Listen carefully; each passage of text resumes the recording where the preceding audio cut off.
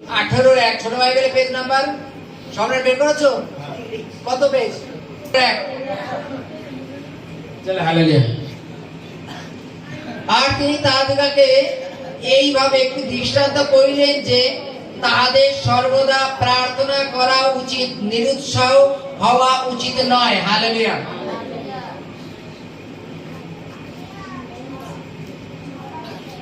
আমরা এখানে অনেকে উপস্থিত আছি যারা কিনা প্রতিনিয়ত সমস্যার মধ্যে থেকে পার হয়। এই সমস্যার সমাধান কতদিন? হালেলুয়া। এই সমস্যার সমাধান কতদিন? একদিন, দুদিন, 5 দিন, 7 দিন?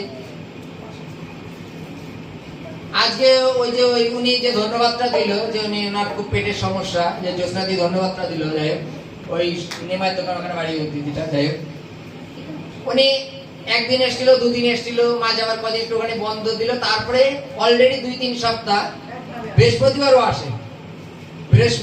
আসে, যার জন্য তার জীবনে আজকে ধন্যবাদটা উপস্থিত হলো। বাইবেলে লেখা আছে আমাদের নিরুৎসাহ হওয়া উচিত না, আমাদের সর্বদাই প্রার্থনা করা উচিত। চলো গোপাল দা যখন এই লাইনটা বললো, তাহলে আজকে তো আমি রোজ ঈশ্বরের কাছে একটা 4 চাকা গাড়ি প্রার্থনা করবো। নিরুৎসাহ হব না, ঈশ্বর দেবে, তাই তো নাকি? দেবে না কিন্তু তিনি বলেননি তুমি আজকে থেকে প্রার্থনা করে যাও। এটা না, ঈশ্বর বলেনি যে তোমাকে 1 মাসের মধ্যে দেবো। 1 বছর পরেও দিতে পারে, 10 বছর পরেও দিতে পারে, তুমি প্রার্থনা করে যাও। দেবে না বলেনি কিন্তু। হালেলুয়া। বাইবেলে বলছে আমাদের নিরুৎসাহ হওয়া উচিত না। আমরা যে কোনো বিষয় নিয়ে একবার প্রার্থনা করে কি করি? সেই প্রার্থনাটা ছেড়ে দিই, বাকিটা কি ঈশ্বর সমাধান করে দেবে? আমাদের অবিরত প্রার্থনা করতে হয়।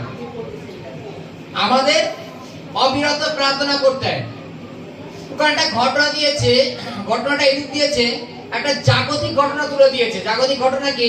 আমরা দেখেছি পাড়ায় একটা মানে মাথা মোটা মাতব্বর থাকে, জানো তো? প্রত্যেক পাড়ায় মাথা মোটা মাতব্বর থাকে। দাদা, এক কথা যাকে দাদা বলা হয়। যদি বলো তাকে আমি মাথা মোটা কেন বলছি? বাইবেলে লেখা আছে এই ব্যক্তিরা ঈশ্বরকেও ভয় করে না আর জগতের কাউকেও ভয় করে না। তার মানে কি? আমাদের উপরে কেউ একজন আছেন, তিনি আছেন ঈশ্বর। তিনি অসম্ভবকে সম্ভব করতে পারেন, তাকে তো ভয় করতে হয়।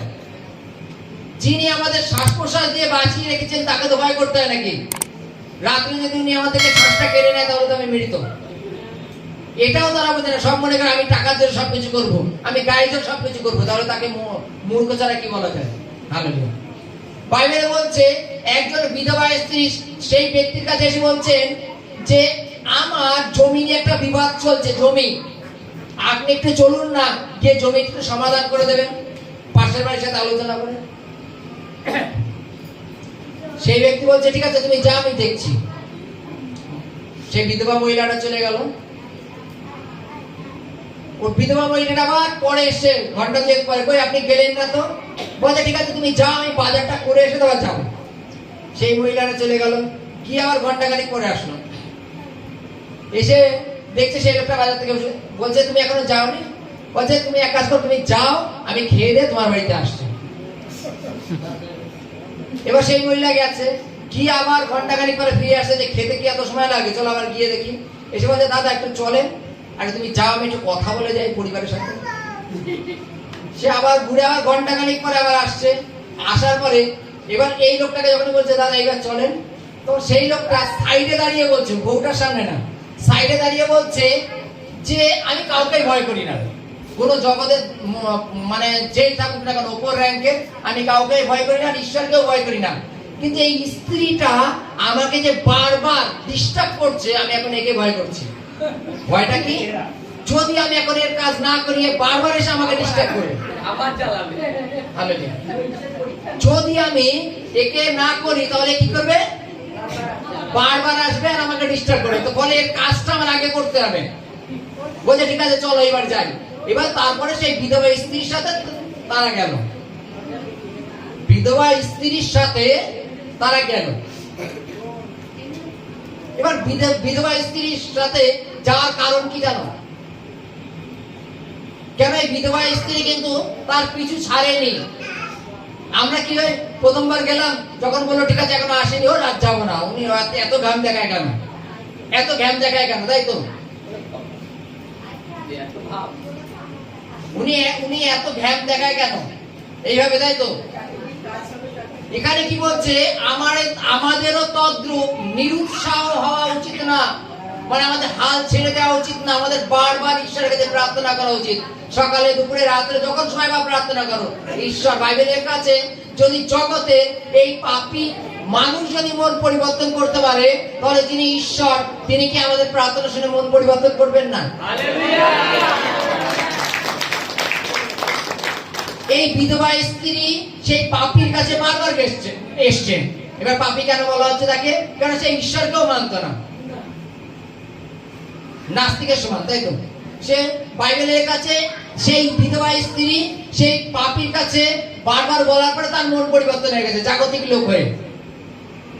তাহলে যদি তুমি ঈশ্বর সদাপ্রভুর কাছে বারবার প্রার্থনা করো, তিনি কি তোমার প্রার্থনা শুনবেন না? হালেলুয়া। তিনি কি তোমার প্রার্থনা শুনবেন না? তাহলে আমাদের কি করা উচিত? আজকে একটা বিষয় নিয়ে প্রার্থনা করলাম, প্রার্থনা করে চল, আমি তো নাম তো লিখা রেখে দিয়েছি, চলো যবে দেখা হবে হবে, ব্যাস। আমি প্রভুর ওখানে নাম লিখিয়ে রেখেছি, আমার প্রার্থনা বিষয়টা তুলে রেখে দিয়েছি, ব্যাস যবে হবে হবে। তাহলে সেই ফাইল কোথায় কবে গিয়ে জমা পড়বে? হালেলুয়া। সেই বিধবা স্ত্রী যদি মনে করতো চল আমি একবার বলেছি, চল যখন বললো আরেকবার নাই যাই, তৃতীয়বার আর যাবো না, তাই তো নাকি? যদি এইরূপ হতো তাহলে সেই বিধবা স্ত্রীর কাজ কি সমাধান হতো? হতো। আজকে তুমি যদি মনে করো না আমার প্রভুর কাছে একবার প্রার্থনা করে ছেড়ে দিলাম, তাতে আমার কাজ সম্পূর্ণ হয়ে যাবে, হবে? যতক্ষণ না তিনি মন পরিবর্তন না করবেন ততক্ষণ তুমি প্রার্থনা করতে থাকো। হালেলুয়া। যতক্ষণ না তিনি মন পরিবর্তন করবেন ততক্ষণ তুমি প্রার্থনা করো। তার পরিণাম কি আছে? হালেলুয়া। তুমি যে বিষয়টা নিয়ে প্রার্থনা করছো, ঈশ্বর তার উপরে আমেন দান করবে। যে সমস্যাটা তোমার অনেক দিন ধরে ছিল, সেই সমস্যা তিনি নিমেষে তোমার থেকে দূর করবেন। এইবার বলো, এই প্রশ্নের উত্তর আমি কতদিন পরে পাবো? আমাদের প্রত্যেকের তো আছে নাকি, যে এই প্রার্থনা বা এই প্রশ্নের উত্তর আমি প্রভুর কাছে কতদিন পরে পাবো? আজকে থেকে মনে করো আমি প্রার্থনা করলাম, কেউ বললো গোপাল দা চল আমার একটা এই বিষয়ে প্রার্থনা আছে, তাহলে আজকে আমি কয়বার প্রার্থনা করবো, কালকে কয়বার প্রার্থনা করবো। প্রভু কবে দেবেন? হালেলুয়া। প্রভু কবে দেবেন?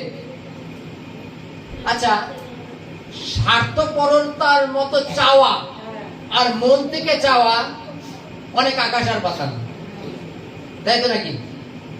যদি আমরা কন্ট্যাক্ট করে নিই প্রভুর সাথে, যে প্রভু যদি তুমি আমাকে 3 দিনের মতো দাও, তাহলে আমি তোমার মন্দিরে গিয়ে একটা কেক গিফট করে আসবো।